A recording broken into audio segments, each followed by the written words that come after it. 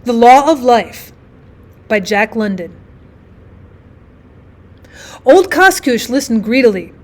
Though his sight had long since faded, his hearing was still acute, and the slightest sound penetrated to the glimmering intelligence which yet abode behind the withered forehead, but which no longer gazed forth upon the things of the world. Ah, that was Sitcumduha, shrilly anathematizing the dogs as she cuffed and beat them into the harnesses.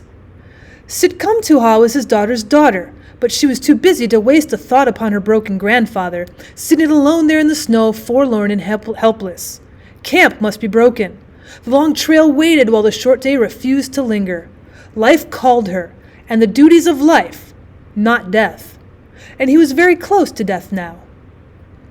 The thought made the old man panicky for the moment, and he stretched forth a palsied hand which wandered tremblingly over the small heap of dry wood beside him. Reassured that it was indeed there, his hand returned to the shelter of his mangy furs, and he again fell to listening. The sulky crackling of a half-frozen hides told him that his chief's moose-skin lodge had been struck, and even then was being rammed and jammed into portable compass. The chief was his son, stalwart and strong, head man of the tribesmen, and a mighty hunter. As the women toiled with the camp luggage, his voice rode, chiding them for their slowness. Old Koskoosh strained his ears.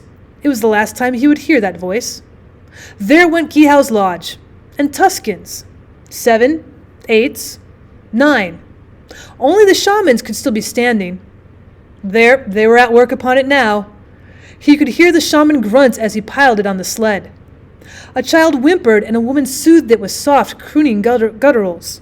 Little Kute, an old man thought, a fretful child and not overstrong. It would die soon, perhaps, and they would burn a hole through the frozen tundra and pile rocks above to keep the wolverines away. Well, what did it matter? A few years at best, and as many an empty belly as a full one. And in the end, death waited, ever hungry, and hungriest of them all. What was that? Oh, the men lashing the sleds and drawing tight the thongs. He listened, who would listen no more. The whiplashes snarled and bit among the dogs. Hear them whine! How they hated the work and the trail, but they were off. Sled after sled churned slowly away into the silence. They were gone. They had passed out of his life, and he faced the last bitter hour alone. No, the snow crunched beneath the moccasin. A man stood beside him. Upon his head a hand rested gently. His son was good to do this thing. He remembered other old men whose sons had not waited after the tribe, but his son had. He wandered away into the past till the young man's voice brought him back. "Is it well with you?" he asked. And the old man answered, "It is well." "There be wood beside you," the younger man continued, "and the fire burns bright. The morning is gray and the cold is broken. It will snow presently. Even now it is snowing." "Aye, even now it is snowing." The tribesmen hurry. Their bales are heavy and their bellies flat with lack of feasting. The trail is long and they travel fast. I go now. Is it well? It is well. I am as a last year's leaf clinging lightly to the stem. The first breath that blows, and I fall. My voice has become like an old woman's. My eyes no longer show me the way of my feet, and my feet are heavy, and I am tired. It is well. He bowed his head in content till the last noise of the complaining snow had died away, and he knew his son was beyond recall. Then his hand crept out in a haste to the wood. It alone stood between him and the eternity that yawned in upon him. At last the measure of his life was a handful of faggots. One by one they would go to feed the fire, and just so, step by step, death would creep upon him. When the last stick had surrendered up its heat, the frost would begin to gather strength. First his feet would yield, then his hands, and the numbness would travel slowly from the extremities to the body. His head would fall forward upon his knees, and he would rest. It was easy. All men must die. He did not complain. It was the way of life, and it was just. He'd been born close to the earth he'd lived, and by the law thereof was not new to him. It was the law of all flesh. Nature was not kindly to the flesh. She had no concern for that concrete thing called the individual. Her interest lay in the species, the race. It was the deepest abstraction old Koskoosh's barbaric mind was capable of, but he grasped it firmly. He saw it exemplified in all life. This rise of the sap, the bursting greenness of the willow bud, the fall of the yellow leaf. In this alone was told the whole history. But one task did nature set the individual. Did he not perform it? He died. Did he perform it? It was all the same, he died. Nature did not care. There were plenty who were obedient, and it was only the obedience in this matter, not the obedience, which lived and lived always. The tribe of Koshkush was very old. The old men he'd known when a boy had known old men before them.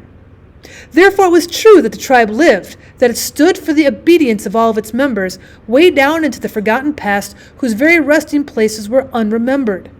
They did not count. They were episodes. They'd passed away like clouds from a summer sky. He also was an episode, and would pass away. Nature did not care. To life she set one task, gave one law. To perpetuate was the task of life. Its law was death. A maiden was a good creature to look upon, full-breasted and strong, with spring to her step and light in her eyes. But her task was yet before her. The light in her eyes brightened, her step quickened. She was now bold with the young men, now timid, and she gave them of her own unrest. And ever she grew fairer and yet fairer to look upon, till some hunter, able no longer to withhold himself, took her to his lodge to cook and toil for him, and to become the mother of his children. And with the coming of her offspring, her looks left her. Her limbs dragged and shuffled, her eyes dimmed and bleared, and only the little children found joy against the withered cheek of the old squaw by the fire. Her task was done. But a little while on the first pinch of famine or the first long trail, and she would be left, even as he had been left in the snow, with a little pile of wood. Such was the law. He placed a stick carefully upon the fire and resumed his meditations. It was the same everywhere with all things. The mosquitoes vanished with the first frost. The little tree squirrel crawled away to die.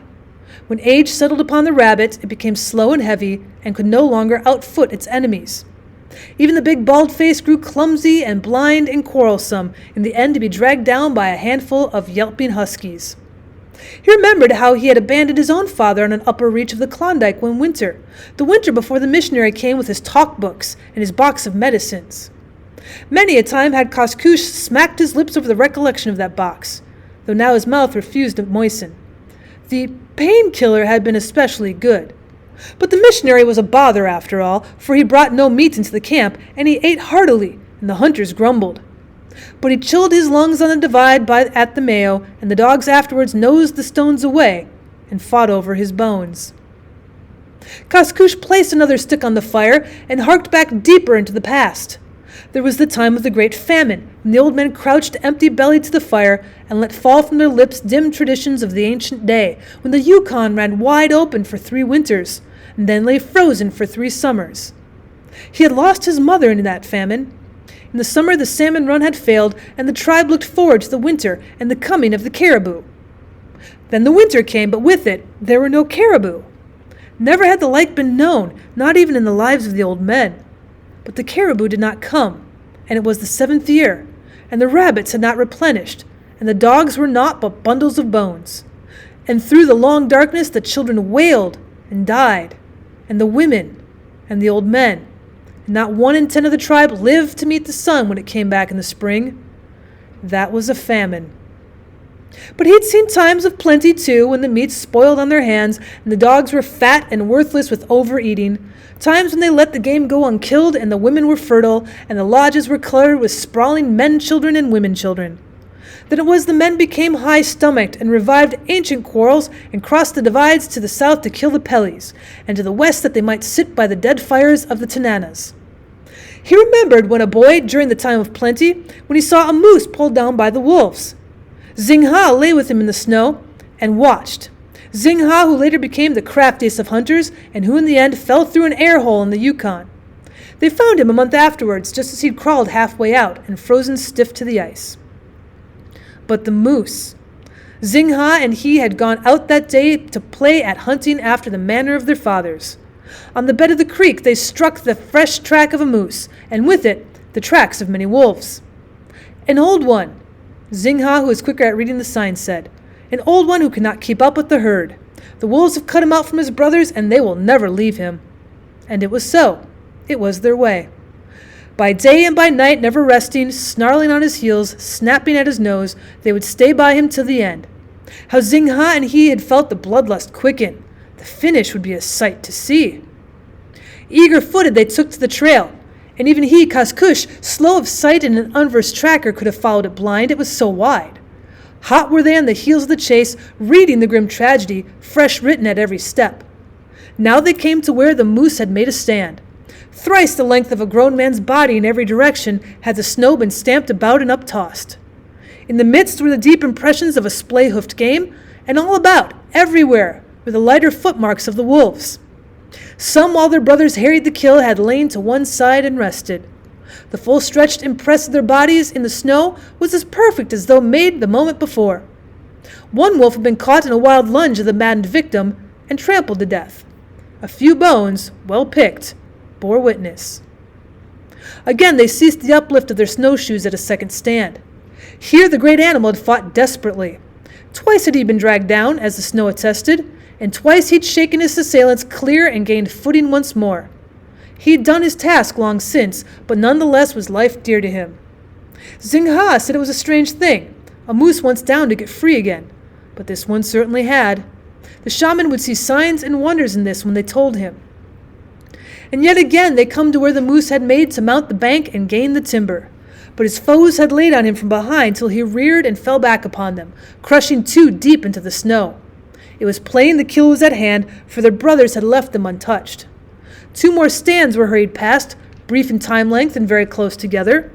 The trail was red now, and the clean stride of the great beast had grown short and slovenly. Then they heard the first sounds of the battle. Not the full-throated chorus of the chase, but the short, snappy bark which spoke of close quarters and teeth to flesh. Crawling up the wind, Xingha bellied it through the snow, and with him crept he, Kaskush, who was to be chief of the tribesmen in the years to come. Together they shoved aside the underbranches of a young spruce and peered forth. It was the end, they saw. The picture, like all of youth's impressions, were still strong with him, and his dim eyes watched the end played out as vividly as if in that far-off time. Kaskush marveled at this, for in the days which followed, when he was a leader of men and a head of counselors, he'd done great deeds and made his name a curse in the mouths of the Pellies, to say naught of the strange white man he'd killed, knife to knife in open fight.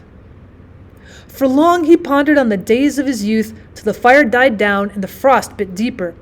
He replenished it with 2 sticks this time, and gauged his grip on life by what remained. If Sitkamtuha had only remembered her grandfather and gathered a larger armful, his hours would have been longer. It would have been easy. But she was ever a careless child, and honored not her ancestors from the time the beaver, son of the son of Xingha, first cast eyes upon her. Well, what mattered it? Had he not done likewise in his own quick youth? For a while he listened to the silence. Perhaps the heart of his son might soften, and he'd come back with the dogs to take his old father on with the tribe to where the caribou ran thick and the fat hung heavy upon them. He strained his ears, his restless brain for the moment stilled. Not a stir, nothing. He alone took breath in the midst of the great silence. He was very lonely. Hark, what was that? A chill passed over his body. The familiar long-drawn howl broke the void. It was close at hand. Then on his darkened eyes was projected the vision of the moose, the old bull moose, the torn flanks and the bloody sides, the riddled mane and the great branching horns, down low and tossing to the last. He saw the flashing forms of gray, the gleaming eyes, the lolling tongues, the slavered fangs. And he saw the inexorable circle close in till it became a dark point in the midst of the stamped snow. A cold muzzle thrust against his cheek, and at its touch his soul leaped back to the present. His hand shot into the fire and dragged out burning peace. Overcome for the nonce by his hereditary fear of man, the brute retreated, raising a prolonged call to his brothers, and greedily they answered till a ring of crouching, jaw-slobbered gray was stretched round about. The old man listened to the drawing in of this circle. He waved his brand wildly, and sniffs turned to snarls. But the panting brutes refused to scatter. Now one wormed his chest forward, dragging his haunches after. Now a second. Now a third. But never a one drew back. Why should he cling to life? He asked, and dropped the blazing stick into the snow. It sizzled and went out. The circle grunted uneasily but held its own. Again he saw the last stand of the old bull moose, and Kaskush dropped his head wearily upon his knees. What did it matter, after all? was it not? The law of life?